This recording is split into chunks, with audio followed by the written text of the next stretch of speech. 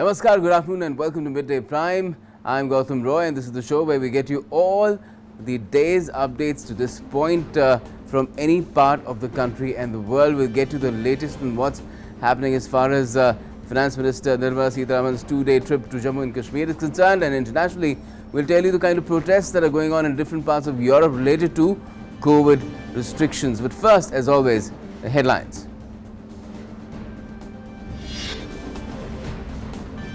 President Ramnath Kovind presents gallantry awards at Investiture Ceremony at Rashtrapati Bhavan.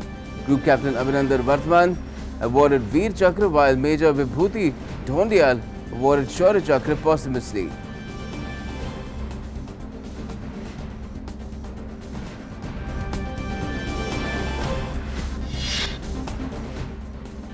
Lowest number of daily COVID cases in the last 18 months registered in a day in the past 24 hours. Union Health Minister Dr. Mansukh Lal Mandavia interacts with Chief Ministers of 5 northeastern states and Union Territory of Puducherry on intensification of vaccination drive.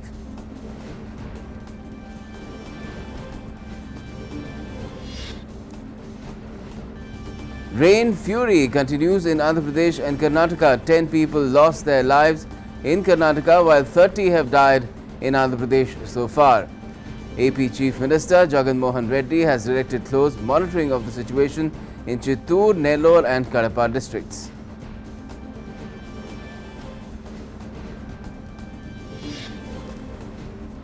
Protests continue in several European countries against newly imposed COVID restrictions, and these have turned violent in Belgium as well as Netherlands. Nationwide lockdown has been imposed in Austria starting today amid rising COVID cases.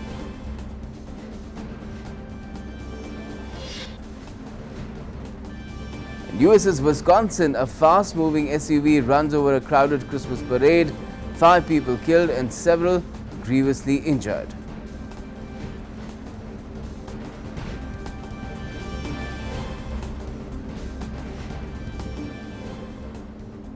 So tragic developments taking place in the US, but let's begin with our big story that is all about what is happening with the investiture ceremony at Rashtrapati Bhavan.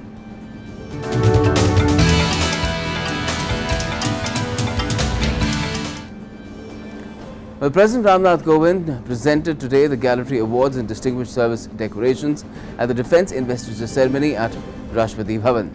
Distinguished Service Decorations include 2 Kirti Chakras, 1 Veer Chakra, 10 Shaurya Chakras, 14 Param Vishishta Seva Medals, 2 Uttam Yuddha Seva Medals and 26 Ati Vishishta Seva Medals.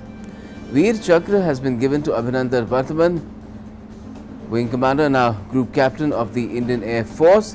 Abhinandan Varthaman has been awarded for shooting down an F-16 fighter aircraft of the Pakistani Air Force in an aerial combat on the 27th of February 2019 during the Balakot airstrike.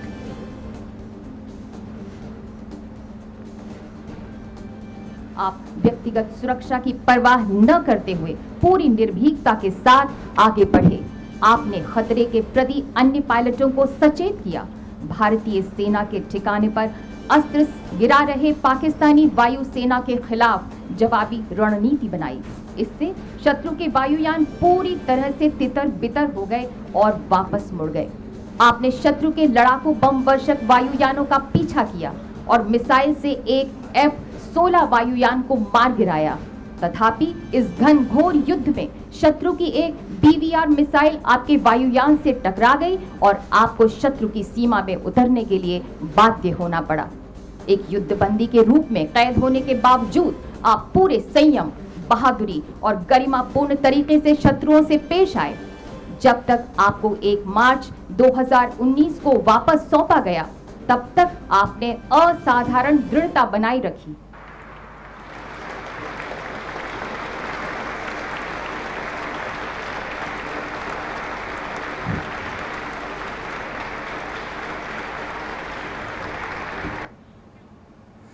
And Major Vibhuti Dhondiyal was posthumously awarded the Shaurya Chakra. Major Dhondiyal has shown extraordinary bravery in Jammu and Kashmir encounter in which 5 terrorists were killed and 200 kilograms of explosives was recovered. He finally attained martyrdom in this encounter. Major Vibhuti Shankar Dhondiyal's wife, Lieutenant Nitika Kaul and mother Saroj Dhondiyal received his Shaurya Chakra posthumously.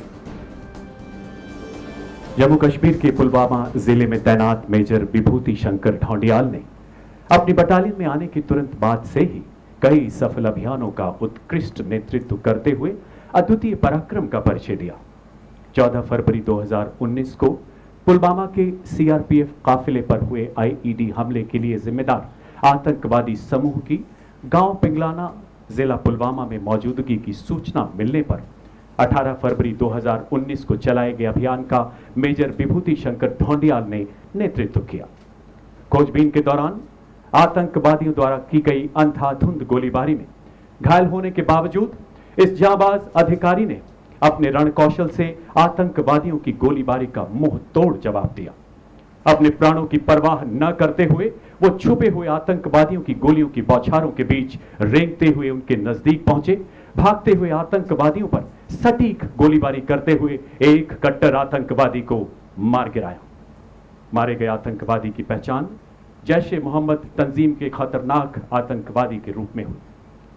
गंभीर रूप से घायल होने के बावजूद आखिरी सांस तक आतंकवादियों का मुकाबला करते हुए अंततः मेजर विभूति ने मातृभूमि की रक्षा में अपने प्राणों की आहुति दी। मेजर विभूति शंकर ढोंडियाल ने अदम्य साहस, असाधारण बहादुरी एवं अनुकरणीय निस्वार्थ सेवा का प्रदर्शन करते हुए भारतीय सेना की गौरवशाली परंपराओं में अपना सर्वोच्च बलिदान दिया। स्वर्गीय मेजर विभूति शंकर ढोंडियाल की पत्नी लेफ्टिनेंट नितिका कौल एवं माता Shrimati Saroj Dhoundiyal.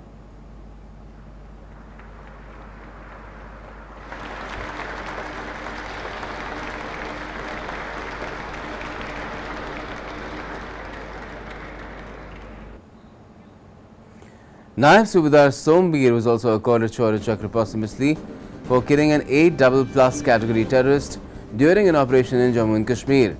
His wife and mother received the award from President Kovind.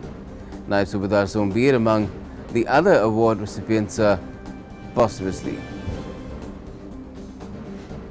नायब सूबेदार सोमवीर 34 राष्ट्रीय राइफल्स जाट की उस असॉल्ट टीम का हिस्सा थे जिसने जम्मू कश्मीर में एक महत्वपूर्ण ऑपरेशन की योजना तैयार की तथा उसे अंजाम देते हुए 3 कट्टर आतंकवादियों को मार गिराया।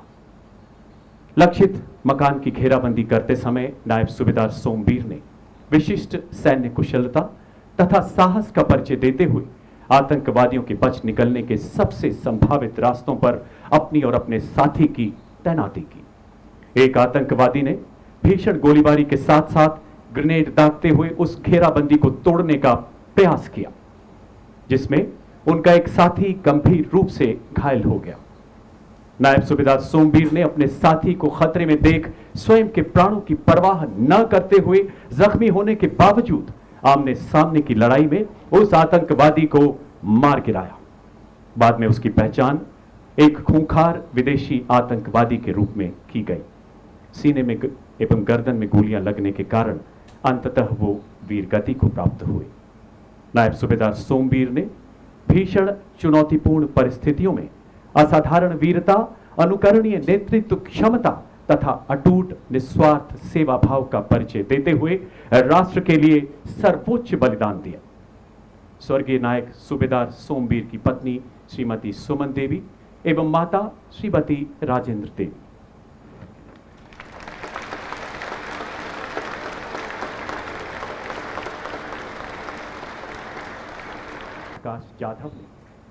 Sapper Prakash Jadhav from the Corps of Engineers was also accorded the second highest Peacetime Gallantry Award, Kirti Chakra posthumously for neutralizing terrorists in an operation in Jammu and Kashmir.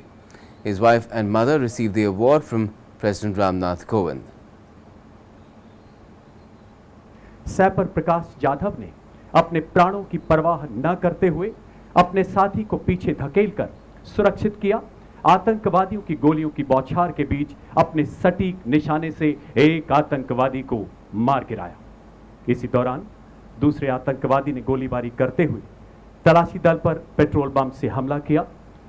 कुशल नेतृत्व क्षमता और संयम दिखाते हुए सैपर जाधव ने अपने साथियों को बाहर निकलने का निर्देश दिया। इसी दौरान गोली लगने से घायल होने के बावजूद आतंकवादियों का निडरतापूर्वक मुकाबला करते हुए दूसरे आतंकवादी को भी निरस्त कर दिया। इस बीच पेट्रोल बम की आग पूरे घर में फैलने से सैपर प्रकाश यादव घर से निकलने में विफल रहे। अंततः अपने साथियों की जान बचाते हुए गंभीर घावों और आग की लपटों में झुलसने के कारण राष्ट्र सेवा में शहीद हो गए।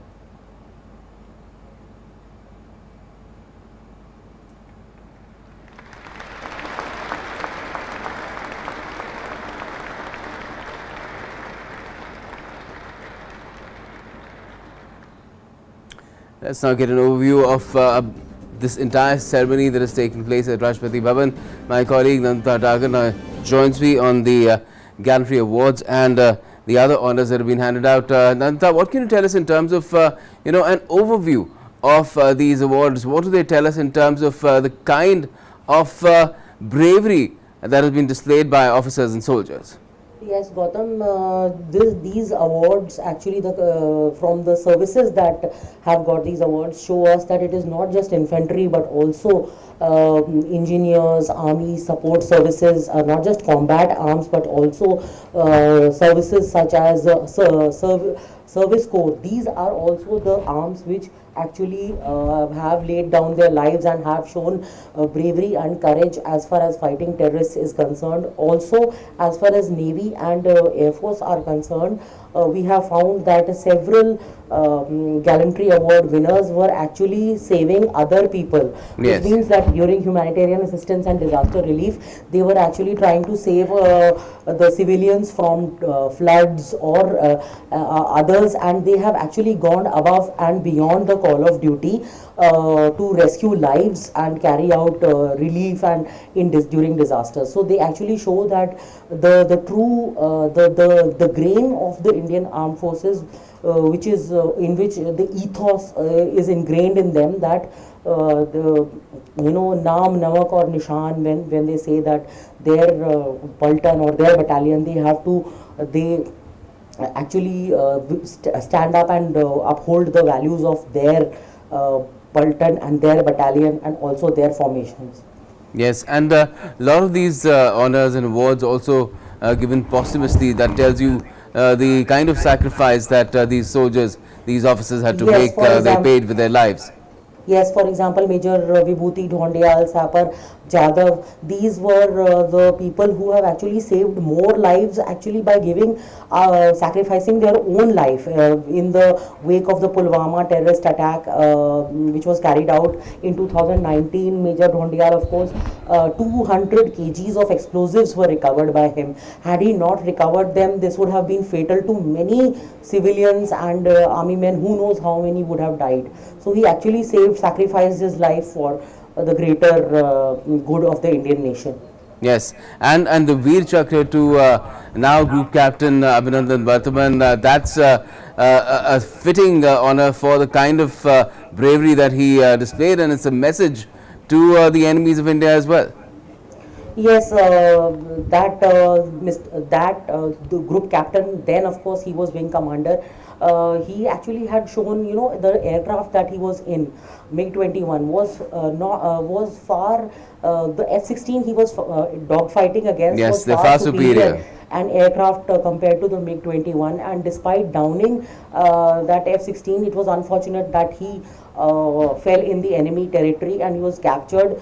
He had nerves of steel. He withstood their torture and interrogation, and actually came out with flying colors, and that is why even when he was released, the whole country was euphoric when he arrived via the Wagah-Atari border. So it shows that even as prisoners of war, the armed forces personnel acquit themselves very, very commendably. Yes, definitely. Thanks a lot for joining us to talk about the gallantry and other honours that have been given out today at Rashtrapati Bhavan as part of that investiture ceremony, Nandita Dagar. Now let's move on to our developing story.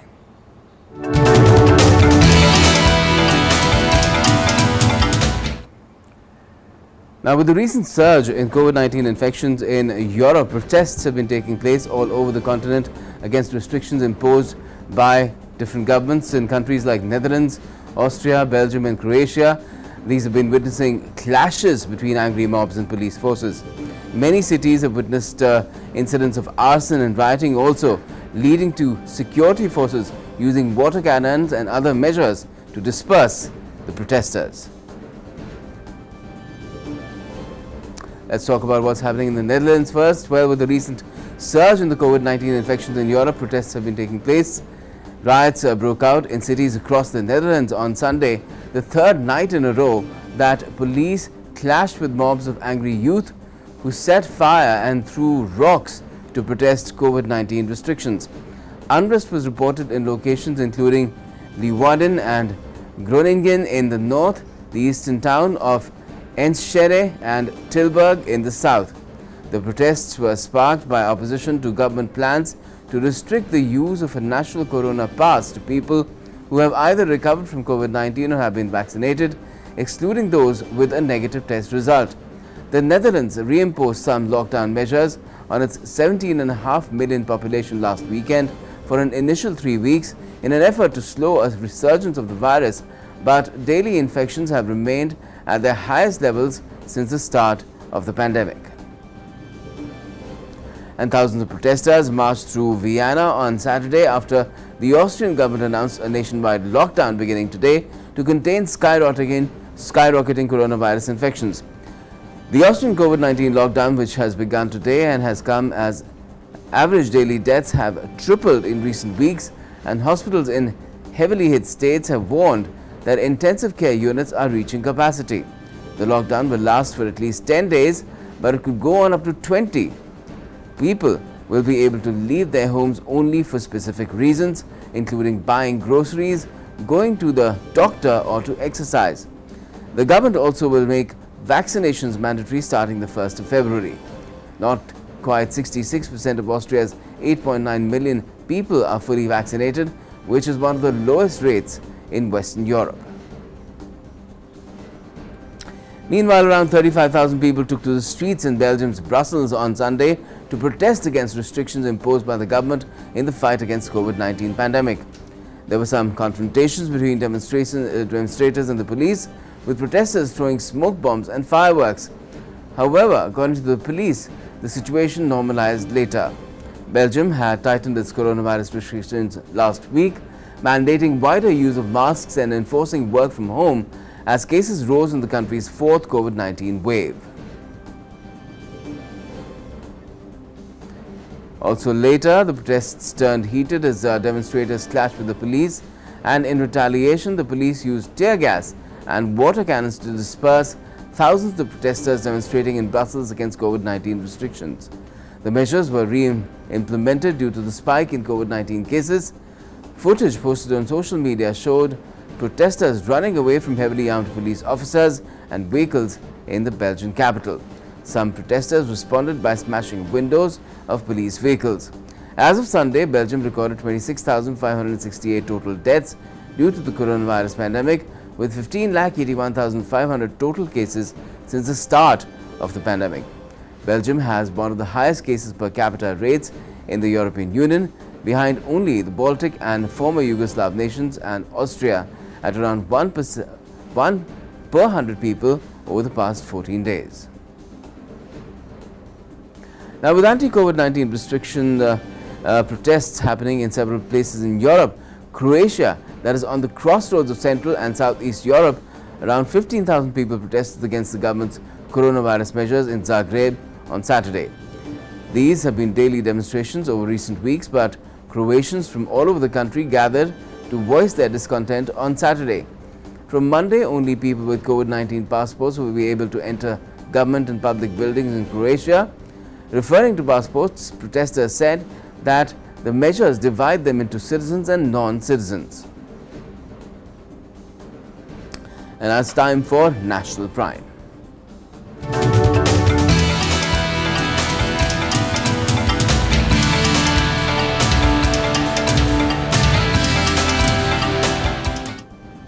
Now back home, the death toll due to rains in Andhra Pradesh has reached 30 as more bodies have been retrieved from the flooded streams. At least 12 people were reported missing as well.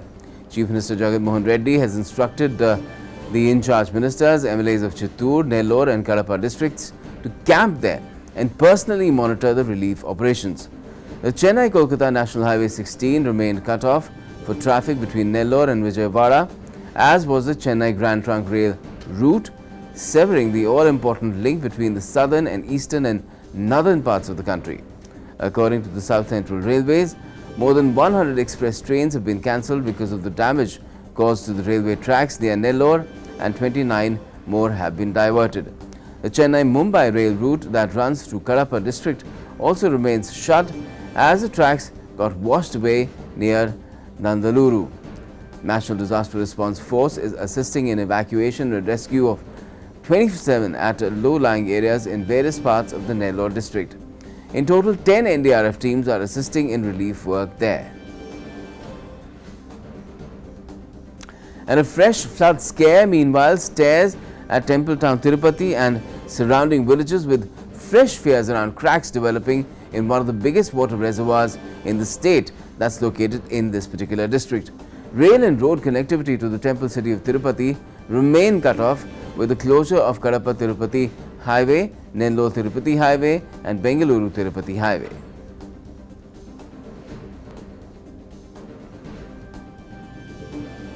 Let's now bring in our correspondent M. Srinivasan on the phone line from Vijayawada. Good afternoon to you. Srinivasan, what can you tell us about the situation right now in this entire area, not just in Andhra Pradesh, but also in Tamil Nadu? Okay. See, the Rayal which we are talking is got a beach earlier in the morning. Okay. Yesterday, not early morning. Yesterday, and teams have been deployed there by the NDRF and SDRF, and teams have come from Madras, the Madras IIT, to assess what is the situation and what is the threat there. Already 20 villages have been evacuated, around 20,000 people to a safer location. 50 more villages are under threat if there is a flood at Rayal Cheru. There are collector is there monitoring the situation. Pedireddy Ramchandra Reddy, the Panchayat Raj minister, and the minister from the district is there. There is an MLA from the location. SP of the Zilla is there, and the special officer Padman also is there to monitor the situation. And they are already evacuated 20 villages from there. But still, there is a doubt that there might be a problem may develop, because similar kind of incident happened in Kadapa Annamaya project, where the flood resulted around 15 people death. So they want to avoid this situation again in Tirupati. Mm-hmm. So that is the updates regarding the Rayal Cheru. Coming to Nellore, there is no problem as such. There is no more rain. In Kadapa also rains have stopped. Okay. There is a post-rain, post-flood problem is there. The garbage is there, the deflection is there, and there is a problem with sanitization. All these things are there. Chief Minister earlier in the morning has conducted a cabinet meet on floods and rains. So he instructed everyone from all the district areas, Kadapa and Kurnool, Nellore, Kadapa, Nellore and Tirupati, to take on war foot all the sanitizing parts, so that we can prevent the viral fevers and spreading any diseases there. Since we already have COVID and there is a dengue problem is also there. Yes. So, because Chief Minister has already told instructed on these things, and local ministers also visiting the places where there is a flood was happened. Like the Education Minister in Kadapa visited affected areas and he consoled people and he assured that relief measures will be taken up immediately, and also ex-gratia was paid to almost 13 people in Kadapa. Almost 90% of the ex-gratia was given to people. Okay.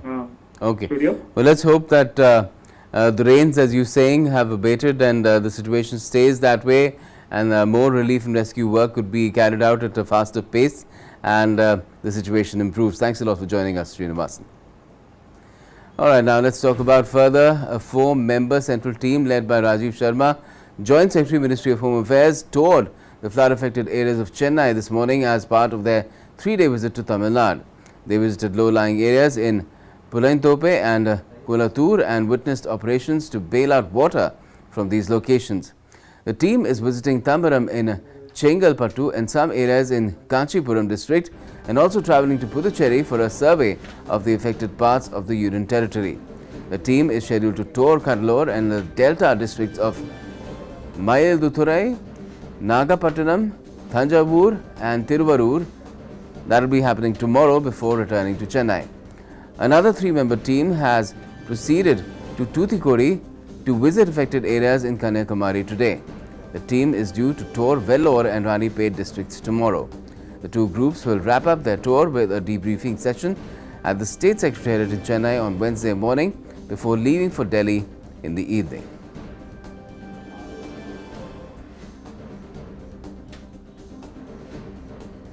And in the same region, in Karnataka, a total of 24 people have lost their lives while crops at over 5 hectares of land have been damaged due to unseasonal heavy rains. Kendriya Vihar apartment complex was inundated due to heavy downpour and waterlogging. Thereafter, NDRF and SDRF teams used boats to rescue people from affected areas. Water pumping out by City Corporation is going on at the moment. Chief Minister Basavaraj Bommai visited rain-affected areas in Chikkabalapur district on Sunday. Also, 24 homes have collapsed and 1,078 homes partially damaged. Bommai said that a compensation of 5 lakh rupees will be paid to those whose homes have been completely damaged. He also issued orders for preparation of a detailed project report for construction of Raja Kaluve from Kandavara irrigation tank to Gopalakrishna tank to avoid flooding in the area. He assured the people of all the help from the government for the affected people and said ministers were touring the affected districts to supervise relief work. Chikkabalapur and Kolar districts have suffered extensive losses in terms of the crops, homes and public property in recent heavy rains. Let's get you more on this. Aisha Khanam, my colleague in Bengaluru, now joins us on the phone line. What can you tell us, Aisha, about the current situation? Because the situation has been bad, but is it something similar to what's happening in Andhra Pradesh and Tamil Nadu, that the rains are easing up now and we can hope for rescue and relief work to gather more pace?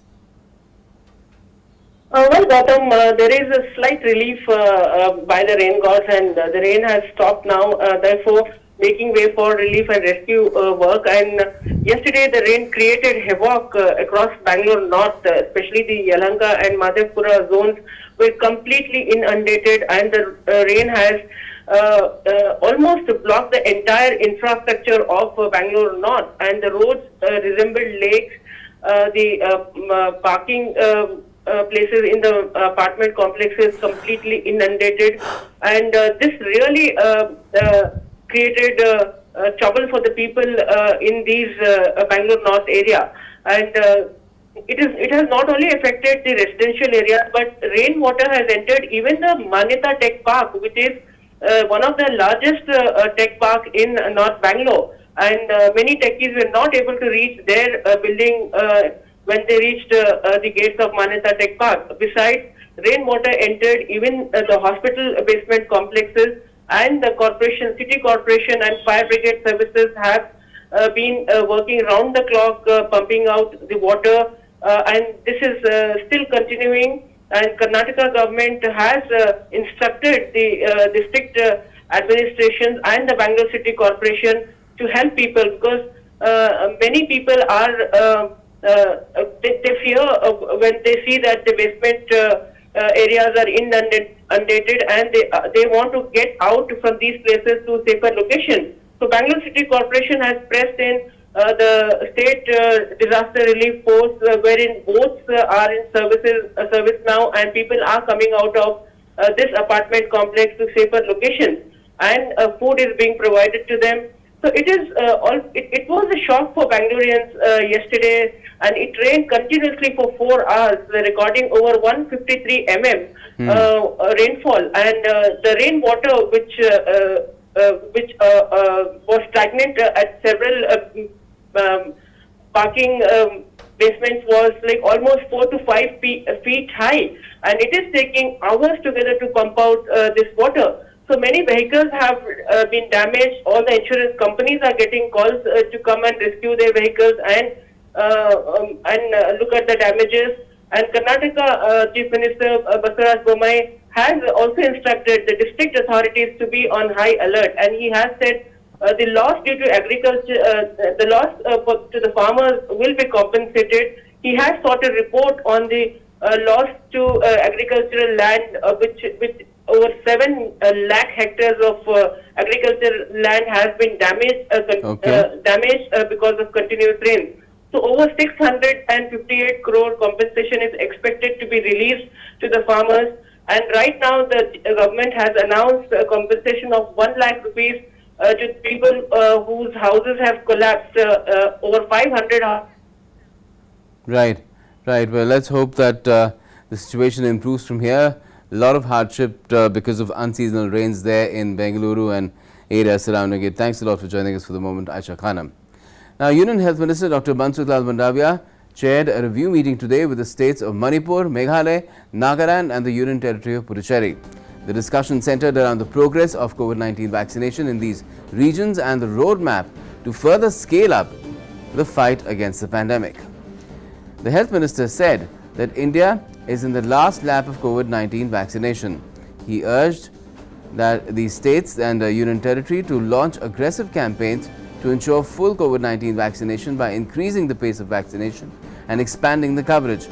Reiterating that vaccination is the most potent weapon in the fight against COVID-19, the Health Minister urged states and Union Territory to innovatively rope in all stakeholders including NGOs, faith-based organizations, religious leaders, community influencers and other partners to motivate and mobilize all eligible population towards full COVID vaccination.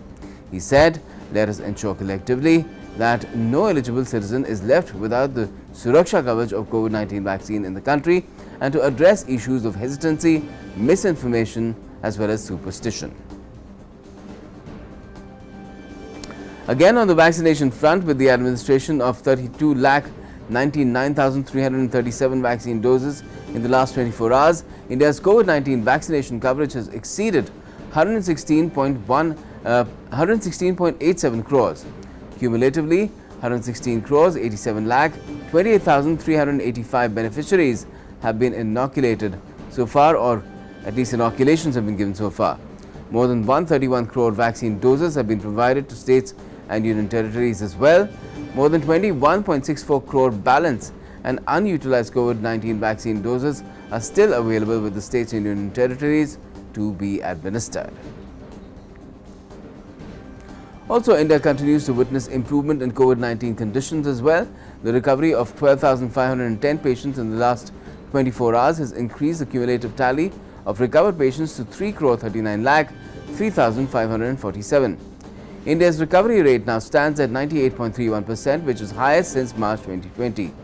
Sustained and collaborative efforts by the centre and states as well as union territories continue the trend of less than 50,000 daily new cases that is being reported for 148 consecutive days now.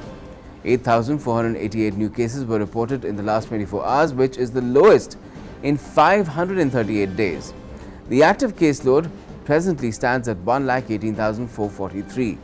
Active cases presently constitute 0.34% of the country's total positive cases, which is lowest since March 2020. The testing capacity across the country continues to be expanded as well. The last 24 hours saw a total of 7,83,567 tests being conducted. India has so far conducted over 63.25 crore cumulative tests. While testing capacity has been enhanced across the country, weekly positivity rate at 0.93% remains less than 2% for the last 59 days now. The daily positivity rate is reported to be 1.08%. The daily positivity rate has remained below 2% for the last 49 days and below 3% for 84 consecutive days.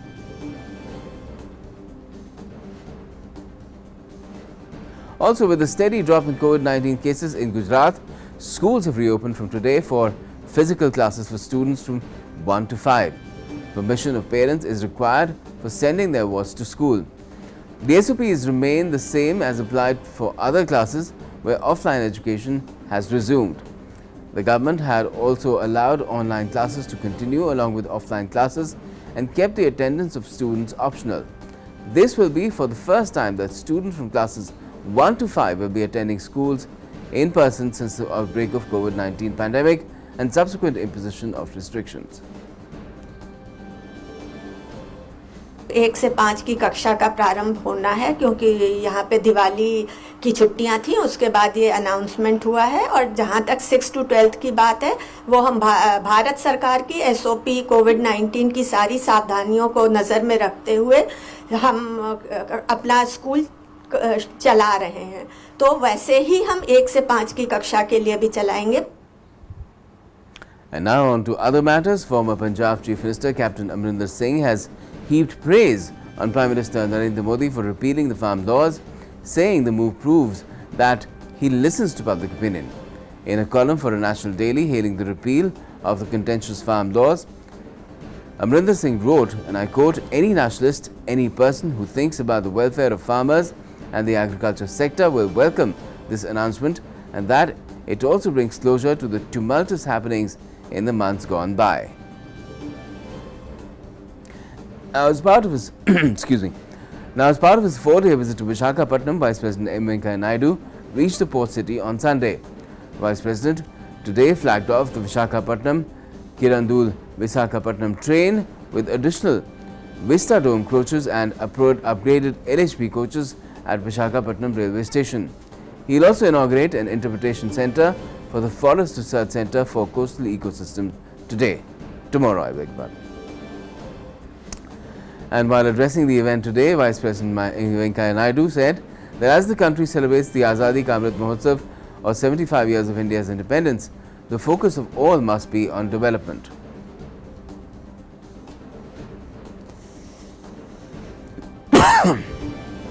People should stand by development, and people's agenda, political parties' agenda should be development, development, development, speedy development.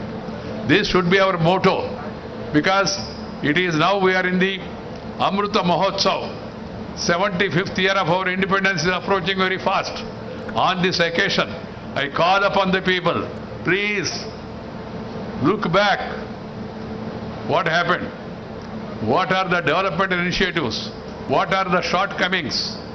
What are the steps that are needed to step up the development, because people want speedy development. And ultimately all of us should work for creating happiness in the minds of the people. And Minister of State for Fisheries, Animal Husbandry and Dairying, L. Murugan, visited fishing harbour at Cochin. He will also be visiting various institutions and processing units and interact with fishermen associations as part of Fisheries Day celebrations later in the day. Minister of State said that Cochin Fishing Harbour is one among the 5 harbours which will be modernised to international standards. He also spoke about the potential of seaweed farming, which will enhance employment opportunities in the state.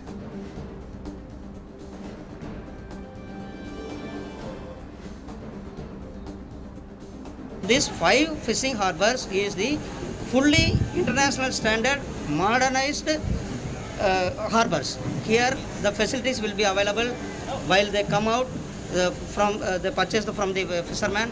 It directly goes in the processing unit. Processing unit also available inside, and ice plants also available inside. Apart from that, we will be provide medical facilities and whatever the international standard is available, that facilities is going to available. Because of this international facility, the fishermen people, they can get good price in the international market. In Jammu and Kashmir, the National Investigation Agency carried out searches today at a number of places, including the offices of NGOs there in Srinagar, reportedly in connection with terrorists' funding probe. Reports said that the raids were conducted in Amira Kadar Lal Chowk and Sonwara areas of the city. Last year, also the NIA conducted raids at the residences and offices of various NGOs, including human rights activists in Srinagar and other parts of Kashmir. Reports said that during today's raids, the agency was assisted by the local police and paramilitary personnel that searched the offices thoroughly. Secretary of Information and Broadcasting Ministry Apurva Chandra visited All India Radio and Doordarshan in Panaji this morning. The Secretary had a meeting with officials from both the organizations. He discussed the operational and functional aspects of the organizations. The Secretary expressed his pleasure at the tremendous response to the 52nd edition of IFFI.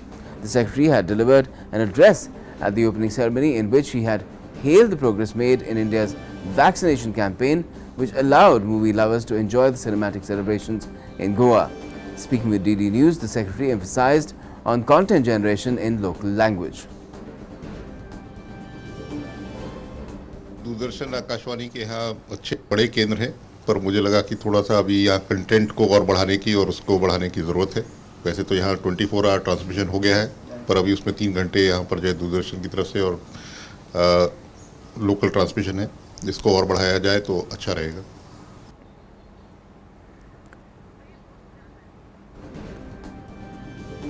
So that was the kind of visit that the Secretary and we had at the location in Panaji, where he had a lot of positive things to say about this year's edition of IFFI as well.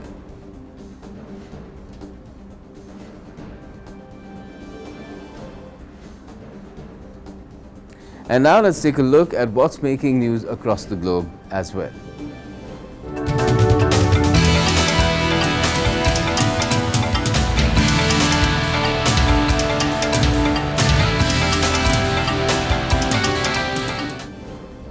Well, the US Transportation Security Administration expects to screen about 20 million air passengers during the busy Thanksgiving travel period.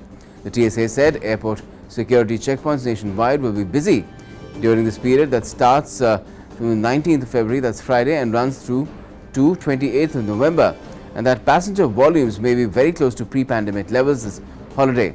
Delta Airlines said it expects to fly up to 5.6 million passengers from Friday through November the 30th, nearly 300% over 2020's 2.2 million Delta passengers for the period, but still below the 6.3 million passengers during the same period 2019. United Airlines said it anticipates more than 4.5 million passengers during the Thanksgiving travel period, about 88% of the 2019 volume. United said it was adding about 700 domestic flights for Thanksgiving week and would fly 87% of its 2019 domestic set schedule in November. Last week, the Biden administration lifted travel restrictions for fully vaccinated air travelers from 33 countries, including China, South Africa, Brazil, and much of Europe, including India. Meanwhile, Britain called on Sunday for international action on the issue of medical devices such as oximeters that work better on people with lighter skin, saying the disparities may have cost lives of ethnic minority patients during the COVID-19 pandemic. Health Secretary Sajid Javid said he had commissioned a review of the issue after learning that oximeters, which measure blood oxygen levels and are key to assessing COVID-19 patients, give less accurate readings for patients with darker skin. The review will aim to identify where systematic bias and risk exists with current devices and to recommend how the issues should be tackled in the creation of medical devices from design to use. Javed said the reason for the discrepancies in accuracy was that a lot of medical devices, drugs, procedures and textbooks were put together in white majority countries. We should always be looking to see what can be done to improve things. And this particular issue about racial bias in medical instruments, it's global. It's nothing to really, I think it's not really about the NHS. It's a global issue. These oxiometers are being used across the world. They all have the same problem. And I think Britain is in a place to take some leadership on this. Now, in the latest update, Australia will allow foreign visa holders to enter the country from the start of December, Prime Minister Scott Morrison said on Monday, as it takes further steps to restart international travel and support the economy. Australia shut its international borders in May 2020 and allowed only a restricted number of citizens and permanent residents to enter in a bid to curtail the spread of COVID-19. From the 1st of December 2021, fully vaccinated eligible visa holders will be able to come to Australia without needing to apply for a travel exemption. Eligible visa holders, including skilled and student cohorts, as well as humanitarian temporary working holiday maker and provisional family visa holidays. Further, Morrison said that relaxations will be scaled up from the 1st of December to allow vaccinated tourists from South Korea and Japan, vaccinated students, business visa holders and refugees to arrive as well. From the 1st of December 2021, Australia will also welcome back fully vaccinated citizens from Japan and Korea. Under these arrangements, citizens of Japan and Korea who hold a valid Australian visa will be able to travel from their home country quarantine-free to participate in that program where states and territories are providing that opportunity without needing to seek a travel exemption. Now, for the first time since South Korea began battling its coronavirus outbreak in early 2020, all schools across the country resumed full-time in-person classes starting Monday. As the first country outside China to face a major outbreak of the virus, South Korea's schools have seen various stages of shutdowns, remote learning and hybrid arrangements. Widespread testing, intensive contact tracing and tracking apps have enabled South Korea to limit the spread of the virus without the extensive lockdown seen in other countries, but previous efforts to fully opening schools have been hampered by new waves of infection. The fully reopened schools come as part of South Korea's Living with COVID-19 plan, adopted after it reached its vaccination goals last month. Overall, 78.8% of the population is fully vaccinated, though that number drops to 12.8% for those between ages of 12 and 17. Let's now take a look at the numbers on COVID-19 from across the world as well. Well, COVID-19 cases have been soaring across the world. The virus has so far infected more than 25 crore 79 lakh people, while the number of recoveries has crossed 23 crore 28 lakh. Globally, COVID-19 has claimed over 51 lakh 70,000 lives worldwide. The US continues to register the highest number of cases and deaths. The country has over 4 crore 85 lakh cases and fatalities stand at 7 lakh 93,000. Now, in a latest update, in a tragic incident at Wisconsin holiday parade where a red SUV tore through the crowd Sunday evening, about 5 people have been confirmed dead and 40 have been injured as announced by the police. A statement has been issued by Waukesha Police Department. The 58th annual holiday parade in downtown Waukesha was underway when the vehicle drove through barricades and sped through the parade route. Earlier, Waukesha Police Chief Daniel Thompson said it was a tragic and chaotic incident that occurred late in the afternoon. Children were among those struck by the car, Waukesha Police Chief Dan Thompson said. In all, 11 adults and 12 pediatric patients were transported to 6 hospitals in the area. In one video posted on social media, a red sports utility vehicle appeared to speed towards marchers from behind. Bundled up, people huddled on sidewalks as dusk fell. An investigation is underway. And it's time now to get you all the sporting updates.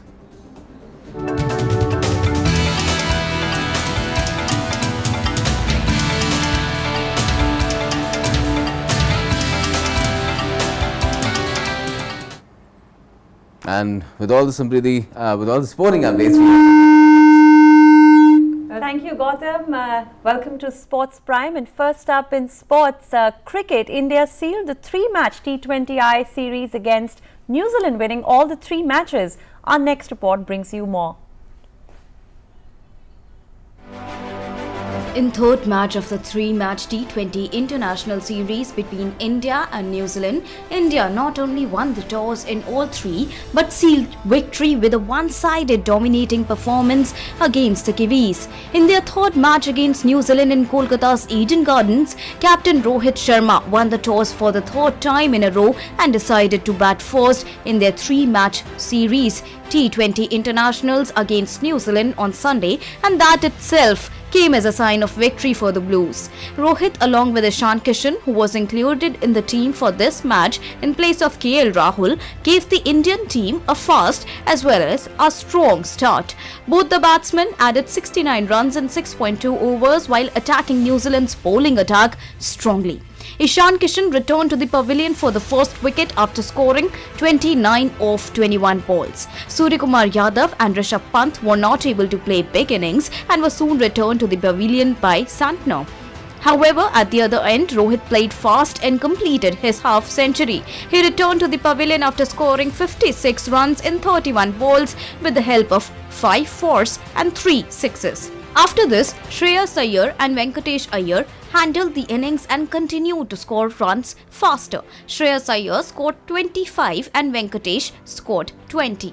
In the last over, Deepak Chahar added 19 runs with the help of 2 fours and a 6, due to which the Indian team was successful in making 184 runs for 7 wickets. Deepak scored an unbeaten 21 off 8 balls. In reply, New Zealand got off to a poor start, chasing the target of 185 runs. Akshar Patel put the visiting team under pressure by sending Mitchell, Mark Chapman and Glenn Phillips to the pavilion early on.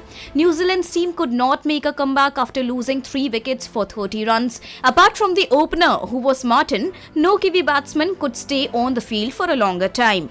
Guptill scored the highest 51 runs, whereas Tim scored 17 and Ferguson made 14. Apart from this, no other Kiwi batsman could even touch the double figure, and the entire team was all out after scoring 111 runs in 17.2 overs. Akshar Patel took 2 wickets and was adjudged player of the match. And with this, Team India made a clean sweep under the captaincy of Rohit Sharma and sealed the series with a 3-0 victory. Rohit Sharma was adjudged player of the series. Sports Desk, DD India. Moving on, in tennis, Alexander Zverev captured his second ATP finals title after producing a brilliant performance in Sunday's final in Turin, Italy. After eliminating number 1 Novak Djokovic over 3 sets in the semi-finals, Zverev put on a dominant performance in Sunday's final, beating number 2 Daniil Medvedev 6-4, 6-4. Zverev, the Olympic singles gold medalist in Tokyo, won his tour-leading 6th trophy of the season. The German third seed broke once in each set as he swept US Open winner Medvedev aside in 75 minutes to add to the season-ending crown he won in 2018. Medvedev, the US Open champion, won his event last year and had beaten Zverev 5 consecutive times. Lewis Hamilton took a comfortable win in the Qatar Grand Prix with his remarkable performance to close the gap to Max Verstappen in their fight for the Drivers' World Championship. Hamilton finished the race in 1 hour 24 minutes, 28.471 seconds. Now back-to-back wins for the defending and 7-time champion Hamilton in Brazil and Qatar have moved him within 8 points with 2 races left. With this win, Hamilton claimed his 7th season win and 102nd overall. Double world champion Fernando Alonso was third for Renault-owned Alpine, the 40-year-old Spaniard's first podium finish since 2014. Sergio Perez finished 4th to help Red Bull in its push to beat Mercedes for the Constructors' Championship. Now that's all for now in sports. Back to you, Gautam. Thank you, Simriti. And now let's turn to the lighter side of hard news, which is all about Life Prime.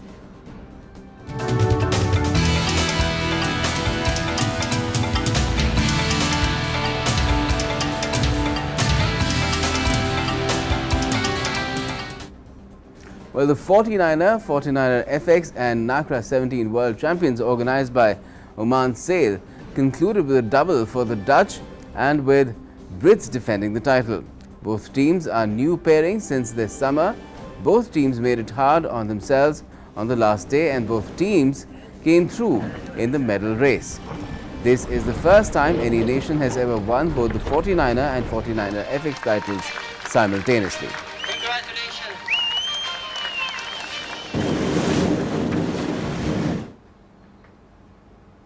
Now, polar bears frolicking in heavy snow in central Canada. Polar bears can be found throughout Canada. Churchill, Manitoba is recognized as one of the 3 largest polar bear maternity denning areas in the world. There are reportedly 25,000 to 30,000 polar bears in the world. 60% of those live in Canada. Arctic-wide polar bears were labeled a threatened species in 2008 by the US under the Endangered Species Act due to the ongoing and potential loss of sea ice in the polar bear's natural habitat resulting from climate change.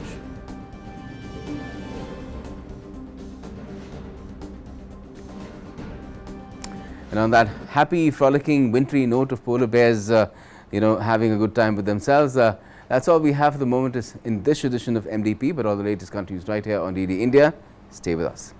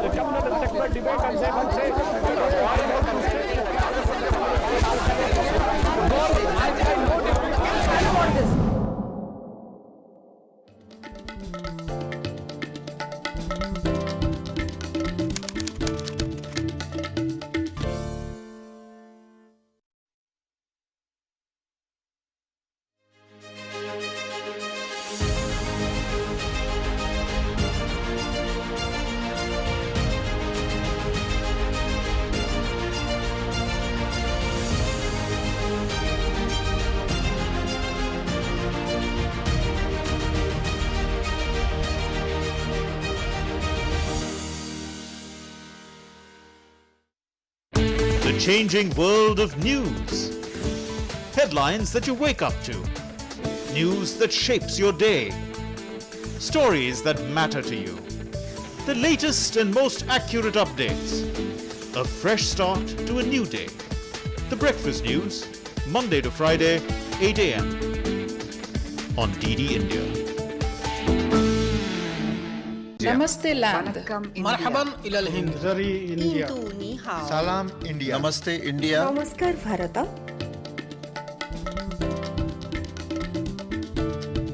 Nous sommes l'Inde. Nahnu Hunud. India. Ma Hindi Hasti. Hindian. Salam Hindustan. We are